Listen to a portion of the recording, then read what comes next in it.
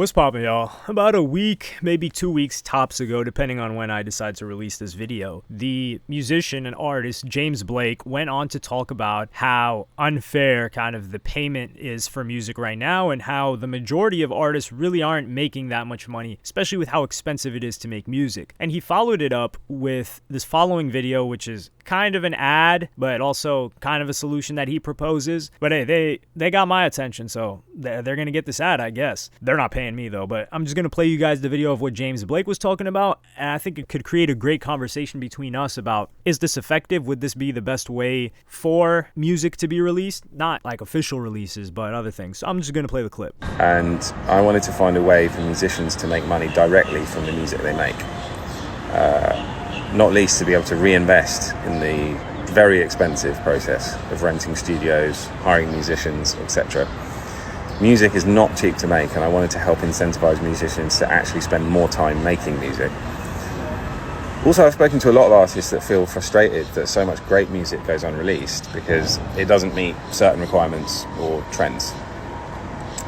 So after my tweets did the rounds, I was contacted by the makers of a platform called Vault, who are trying to tackle this exact problem. And it made sense that we join forces to find a fairer way for artists. So I'm going to start the experiment off by releasing from my vault of unreleased music for a subscription of $5 a month. It's music direct from me to you, where no one can gatekeep what I release to you or delay my releases, and it's got a chat section for everyone to discuss the music.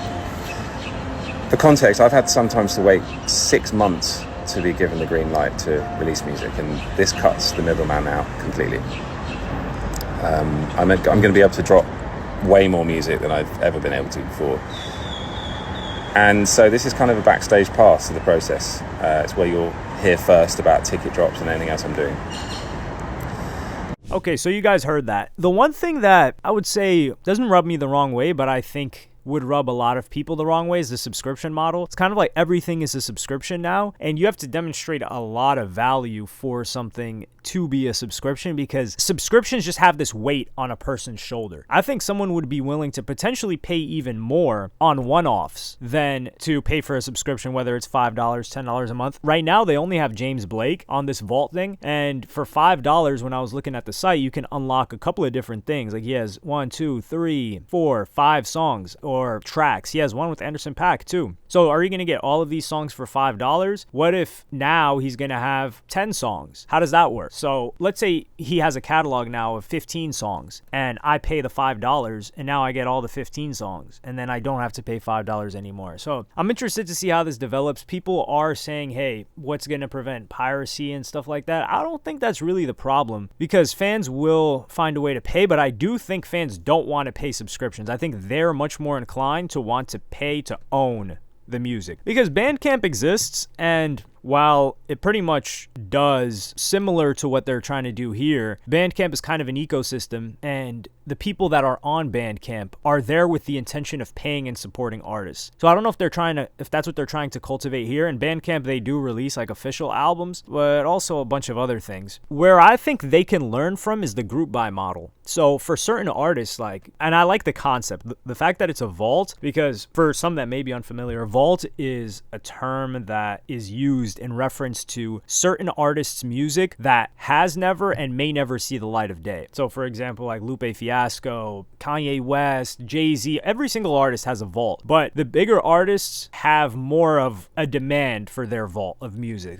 For example, like Yandhi Leaks, that went crazy. And some artists' vaults are circulating, but the majority of their fans don't know because they're not of the upper echelon, I guess, or you could say they don't go as low as a certain type of fan, which is a very small minority that is hunting for this type of stuff, who eventually finds. So if they centralize it into something like this, I do see it being able to sell. But then you get the idea of, okay, well, if one person buys it, then that increases the risk of it getting pirated and spread everywhere. So you either have to give more value in terms of, hey, a fan of this person will want to pay for a subscription to get maybe more access, more exclusive exclusives on a consistent basis, or you're going to have to collect people to unlock a song. This is where I think group buy is such a brilliant idea. So let's say James Blake, and I think it creates more of a community, which is really, really important for fans and for the artist, because if you've got a community around your base that are willing to, let's say, pitch in, think of it as like the GoFundMe model, which is exactly what occurs now with leaked songs, which are from artist vaults. Now, not every artist can cook this up, but I think if the artist is able to set a certain amount, let's say $100, the artist is like, hey, I've got this song that I'm not going to release. It's from like 2 years ago or something like that. If you guys run this up to $100, then I'll release the song, or $50 or something like that. Depends how much they want to make from the song. Because like he said, it costs money to make the music. But let's just look at the biggest artists. So if Ye is like, hey, I've got this song that I've never released and you guys got to run up 50,000 for me to drop it, I'm willing to believe that people are going to throw in a couple bucks to get it to that point, because people are doing this already for all these other leak tracks. Now, certain artists do have more leverage and more of a die-hard fan base that are going to want to pay that much money to get the track, but all these leaked tracks, people pay for them. They contribute, and then whether it's $5,000, $10,000, $15,000 later, the track ends up getting leaked anyway. But the leakers in this case got paid, where in this model that I'm just theorizing, the artist would get paid. And then if it leaks or gets spread around, it gets spread around. But the people don't feel like they got scammed because they were contributing to hear the song and they're supporting the artist, as opposed to a leaker. So if people are willing to spend money on leakers just to get a certain product, why wouldn't they be willing to spend that money on the actual artist themselves? But this goes to show, like, okay, so where does the platform make money? It could make money off of the fees that would come along, or like a small percentage, like, hey, we'll take 0.5% or 1% of each big transaction. But I just think the subscription model, I don't see it generating enough revenue for it to make sense even for the artist, because you would have to drive so much volume to the page. But I do see the safety in it. So like, let's say an artist is able to get 1,000 people, $5, that's 5,000. That's a livable wage. But to get 1,000 people to commit to that, you've already got to be a sizable artist that's probably already making a good amount. If you're independent, that's already making a decent amount. And it's like, okay, do I want to do all this effort to bring them to this platform for something extra? I don't know. But I like the fact that I'm seeing a lot more fans that are saying, hey, I don't feel like I own the music. I want to own the music that I'm listening to. And they want to go back to the old model a little bit, which is something that surprises me, because for the consumer, this is the best case scenario. Like, you pay $10 a month and you get to listen to almost whatever you want. I made a Yap session maybe a week or a couple weeks ago, actually. I'll link it in the description on here, and I'll put like the thumbnail of it